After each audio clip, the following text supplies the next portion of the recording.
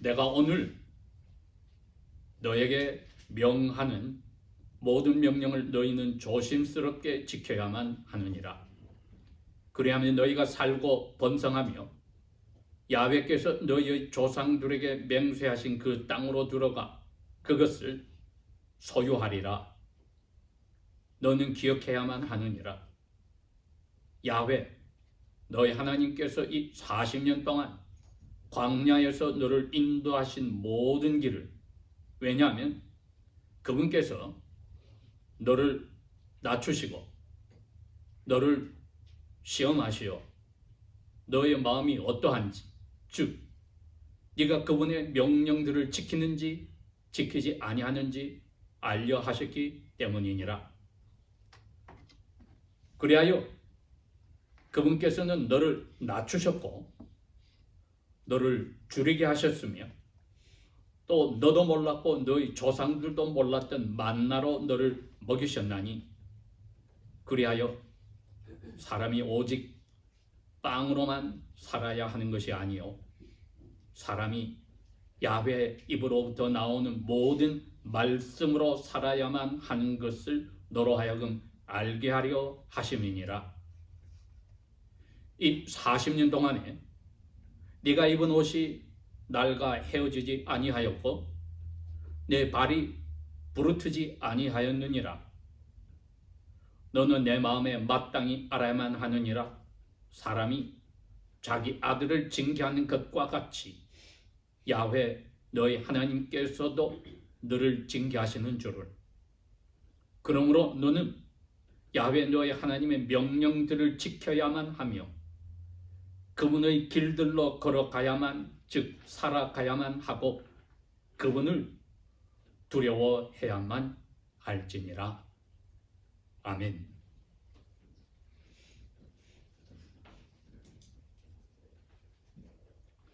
신명기는 맨 마지막 부분을 빼놓고는 모세가 야훼께 불려 산으로 올라가서 120세를 마지막으로 죽기 전에 요단강 동쪽에서 서쪽 편을 들여다보고 약속의 땅 가나안 땅을 향해 있는 그 자리에서 이스라엘 백성에게 유언과 같은 말을 전해줍니다.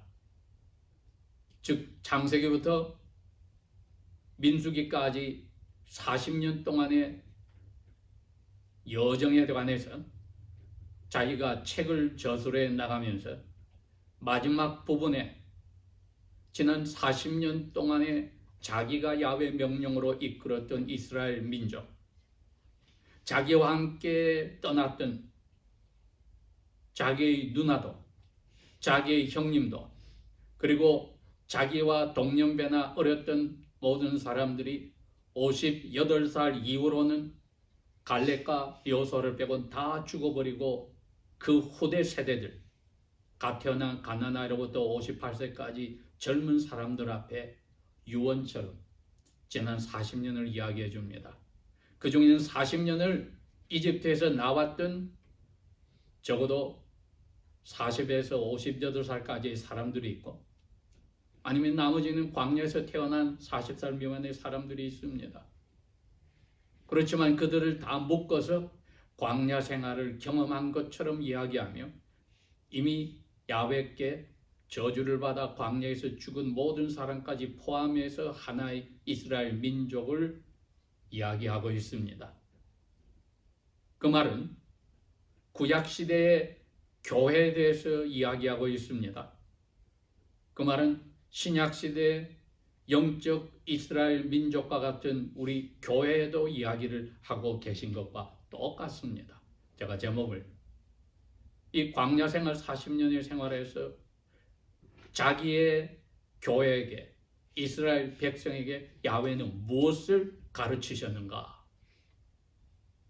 이제 신약시대 저희들은 사도들의 가르침과 예수님의 가르침을 통하여 아는 것이 현재 살아가는 삶이 마치 야훼 명령으로 지금 유언을 하고 있는 모세 앞에 서 있는 이스라엘 백성과 같은 자리에 있습니다. 마치 하나님께 조상부터 시작하여서 하나님이 맹세한 그 약속을 눈앞에 보는 자리에 있는 교회입니다. 저희들이 태어난 시간은 다 달랐지만 우리 살아있을 때 주님이 오시면은 죽지 않고 주님을 다 같은 시간에 만나고, 저희들이 불려갈 때까지 주님 오지 않으시면은 우리가 불려가는 시간이 다 다르지만은 이 시간, 이 말씀 앞에서 마치 모세 앞에 서 있는 구약 교회와처럼 저희들은 이 말씀을 읽고 귀를 기울여야 합니다. 6절에 그럽니다.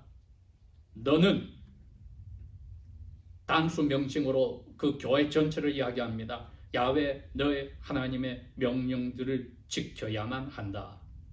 두 번째로, 그분이 정해놓은 살아라 가라고 한 그 길들로 생활 방식도 거기로 걸어가야만 한다.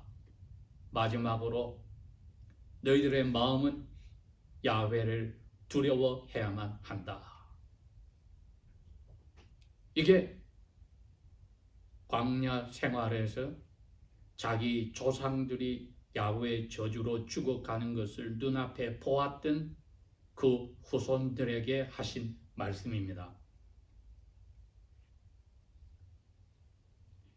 이 가운데 남형제가 아무도 없었던 딸들이 회중 앞에서, 모세 앞에서 고백한 적이 있습니다.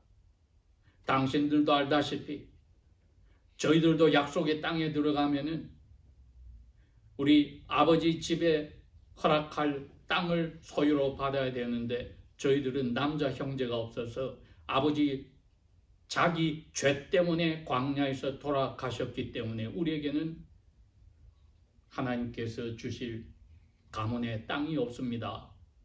어떻게 할 겁니까? 야훼께서 그 이야기를 듣고, 저 딸들의 말이 맞다. 자기 아버지에게 돌아갈 땅을 이 딸들에게 주되, 이 딸들은 그 가문 밖의 사람들과 결혼하지 못하고 그 가문 안에, 부족 안에 남아 있어서 그 가문의 재산이 유지되도록 하라고 했습니다. 그 딸들의 고백이 아주 정확한 고백입니다. 우리 아버지는 자기 죄 때문에 죽었습니다. 광야 생활에서 야훼의 명령에 불순종하여 죄 때문에 죽었습니다. 지금 여호수아와 갈렙 할아버지 빼고는 우리 조상들이, 저희 아버지까지도 포함해서 다 죄 때문에 죽었습니다. 그 딸들은 고백하였습니다.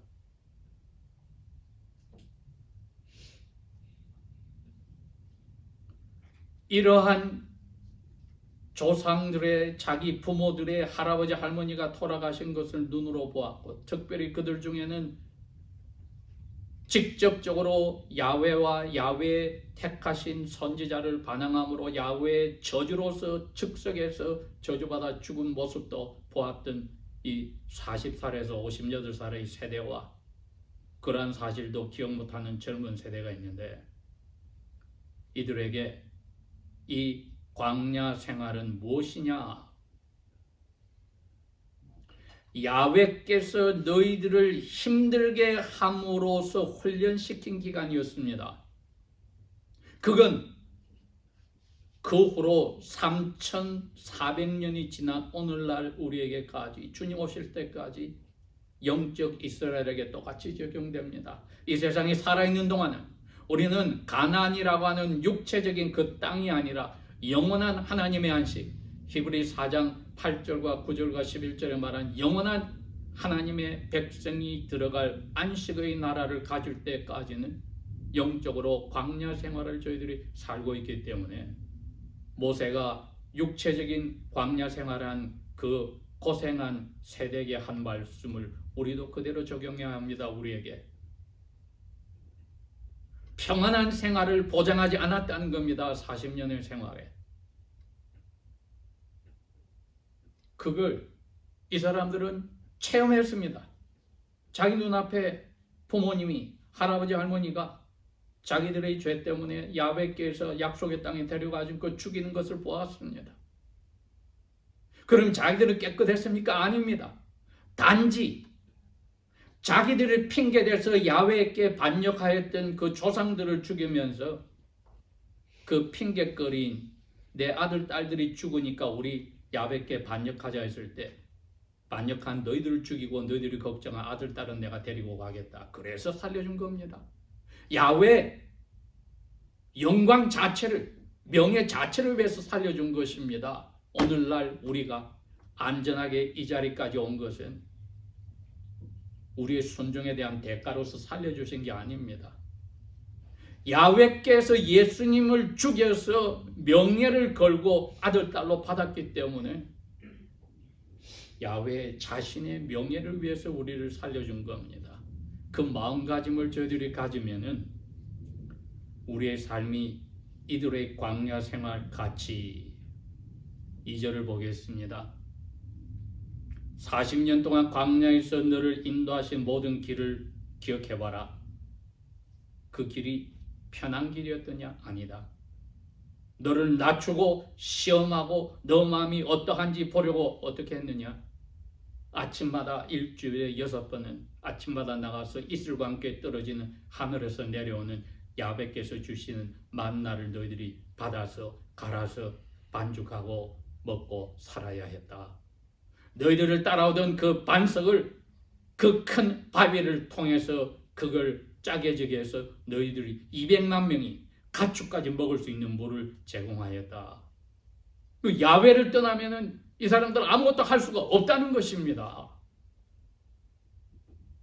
여러분, 우리가 우리 힘으로, 우리의 노력으로, 기술로 안전하게 이 자리에 왔다고 생각하면 안 됩니다. 길 가는 중간에 많은 사람들이 스트로크에 와서, 심장마비가 와서 운전 중에 죽을 수가 있고, 그를 통하여 상대방 엉뚱한 사람들이 같이 사고당하고 죽을 수도 있습니다. 야훼께서 일순간이라도, 한 초라도 저희의 토대가 되시고 붙들어주는 분이 아니시라면 우리는 없습니다. 광야 생활에서 죽어간 그 부모와 할아버지, 할머니와 똑같습니다. 그리고 야훼께서 불쌍히 여겨서 자기의 약속 때문에 너를 낮추고 시험했다. 무슨 시험입니까? 너희 부모님과 할아버지, 할머니의 반역을 보아라. 너희들도 그 길을 따라갈 거냐? 즉, 너 마음이 죽어가고 있는 아까 그 딸들이 고백한 자기 아버지와 어머니와 할아버지, 할머니 세대처럼 너도 야훼 명령을 지킬지 안 지킬지 야훼께서 너희들을 점검하는 시간이었다.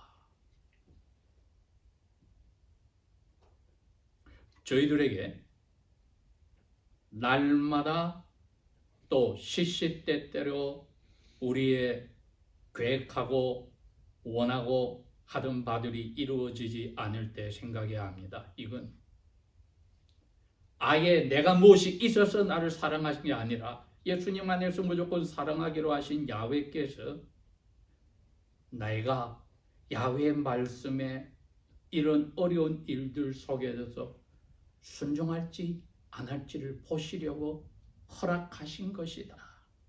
다른 말로 이게 섭리입니다. 사도 바울은 로마 교회에 그렇게 고백했습니다. 이게 예수님 닮아가는 길에 너희들이 일어나는 모든 일들이, 특별히 어려운 일들은 결국에는 예수님 닮아가서 야훼께서 너희의 성품을, 인품을 뽑아내고 믿음이 예수님을 닮아가게 자라가게 하는, 야훼를 더욱더 알아가게 하는 그 길에 일어난 일들이다. 그게 8장 28절 29절입니다. 그렇다면 이들의 입에서도 우리 입에서도 뭐가 나와서는 안 됩니까? 불평, 불만이 나올 수가 없습니다. 힘드니까 탄식은 나올 수 있죠. 실망이 돼서 스스로에게 좌절하여 한숨이 나올 수 있으나 불평, 불만은 나올 수가 없습니다. 그걸 우리는 어떻게 합니까? 기도로 아버지 앞에 고백하는 겁니다.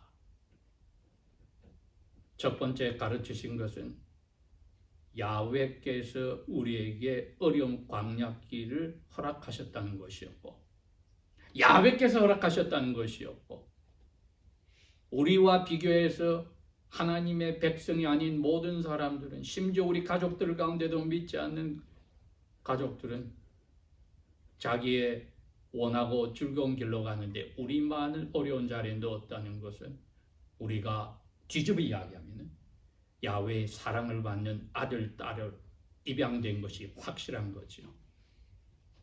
왜냐고요? 이렇게 모세를 통해서 야훼께서 말씀하셨습니다. 너희들은 야훼의 아들, 딸로 아버지가 징계하고 훈련하는 것이 꼭 있어야 되기 때문이다. 아담 이후로 우리 모두가 그 징계 학교에 들어가서 훈련을 받는데 그게 힘든 거다.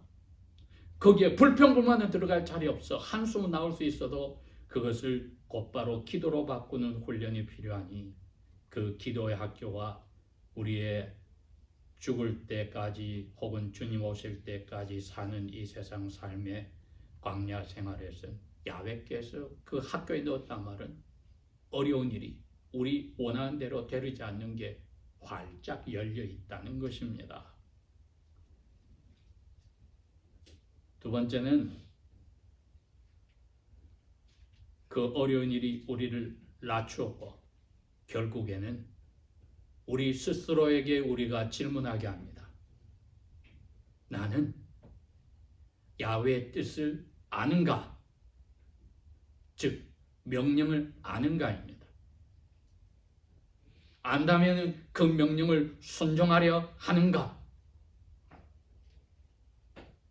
야훼께서 그것을 알고 싶은 겁니다. 너희들이 과연 내가 준 명령을 아는가? 안다면 그걸 순종하려는 마음이 있는가? 그 대신 너희들에게 내가 이거는 허락할게. 살아가는 동안에 필요한 것, 옷이 헤어지지 않도록 했다. 발이 부르트지 않게 했다. 그건 신는 샌들까지 포함해서 죽지 않고 생활할 수 있도록 너희들을 야훼께서 기본을 해결해 주셨다. 예수님의 표현이 그렇습니다. 들의 백합화도 피도록 생명을 지켜주고, 참새도 야훼께서 챙겨주고 죽게 하면 떨어지게 하고 팔리게 하는데, 하물며 너희일까 보냐? 자녀들인데 얼마나 너희들의 먹고 사는 것을 챙기지 않겠느냐?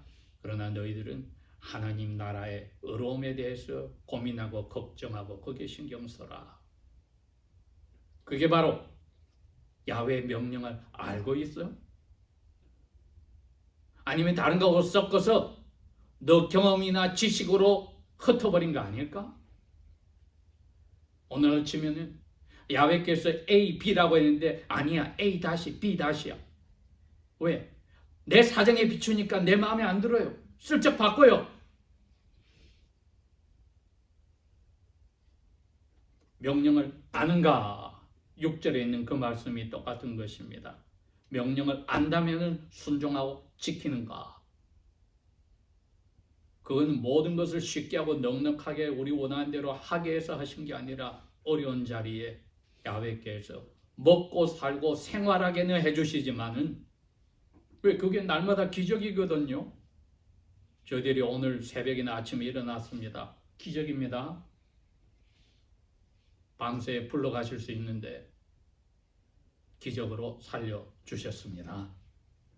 아침마다 이슬과 함께 내려오는 자그만 씨, 만나를 먹고 갈아서 먹고 살았습니다. 사막 가운데 큰 바위가 깨어져서 물이 흘러나와 짐승들까지 마시고 살았습니다.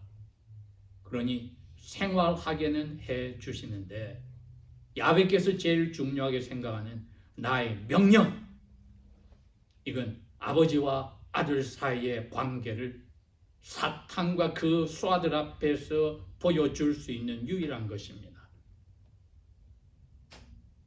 사탄도 그걸 알기 때문에 에덴 동산에서 여자에게 접근했던 겁니다. 야훼가 명령한 거 이게 진짜야?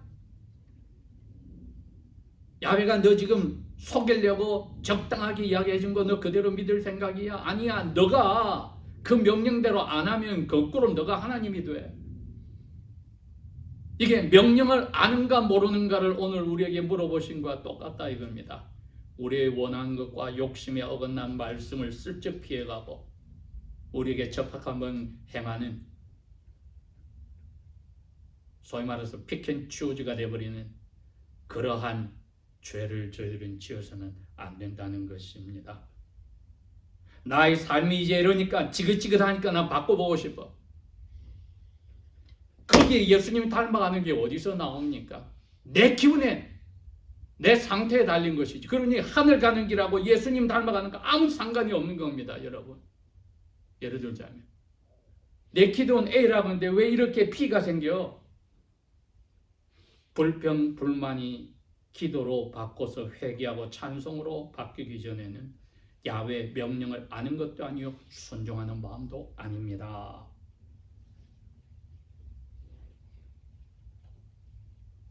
결론은 3절의 핵심이었습니다. 너를 낮추고 또 배도 고프게 하였고 만나도 너를 먹여주고 한 것은 제일 중심의 야훼 명령이, 야훼 입에서 나오는, 모세 내가 야훼 입에서 나오는 말을 그대로 전해주는데 이 말 한마디 한마디 한마디가 날마다 내려오는 만나를 통해서 먹는 것보다 더 중요하다. 여러분, 육체 빵과 포도주와 마시는 물은 몸을 살아가게 하지만 영혼은 오히려 그게 잘 될수록 죽어갈 수가 있지 않습니까? 그러나 예수님께서 사탄에게 유혹받을 때 마태복음 4장 4절에 하신 말씀도 똑같은 겁니다. 어떻게 먹고 마시고 이것만 해결하는데 초점을 두게 하느냐? 하나님이 나에게 주신 명령이 뭔지 난 그것만 붙잡을 거야. 내 영혼이 살아나야 돼. 예수님이 사탄에게 이야기한 겁니다. 나는 하나님의 입에서 나오는 말씀으로 사는 게 더 중요해. 먹고 마시는 이거 신경 쓰다 내 망해. 우리가 왜 직장을 찾고 이사를 가고 결혼 배우자를 정하고 공부를 하고 다 합니까? 먹고 사는 거 이거 하나의 초점 가면 망하는 겁니다, 여러분. 내가 이렇게 해서 하나님의 아들 예수님을 닮아가는 길에 어떻게 이게 가장 순종하고 하나님의 아는 뜻대로 따라가는데 적합하고 도움이 되는가? 거기에 초점을 두고 우리가 해야지요. 그게 3절입니다. 입에서 나오는 모든 말씀으로 우리 영혼이 순종하고 살아야만 겉으로 만나주시고 물 주셔서 먹고 사는 거야. 안 그러면 이거 살수록 죄를 저지르니까 차라리 죽이는 게 낫지요. 야훼께서 보실 때. 왜? 야훼 명예를 위해서라도 사탄 앞에 우리가 살아가면서 더 죄를 지으니까.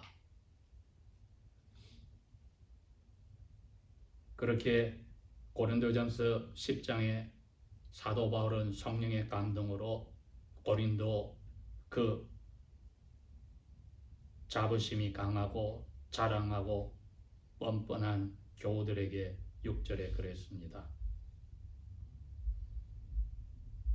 악한 것을 마음에 원해서 너 마음에 원하는 대로 끌려가는 짓을 하지 말아라.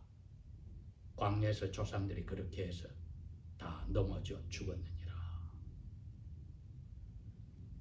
이제 야훼께서 우리에게 묻습니다. 너는 내 명령을 아느냐? 안다면은 너희 욕심과 계획에 다 내려놓고 실망과 좌절을 내려놓고 순종할래? 예수님의 가신 길이었습니다. 기도하겠습니다.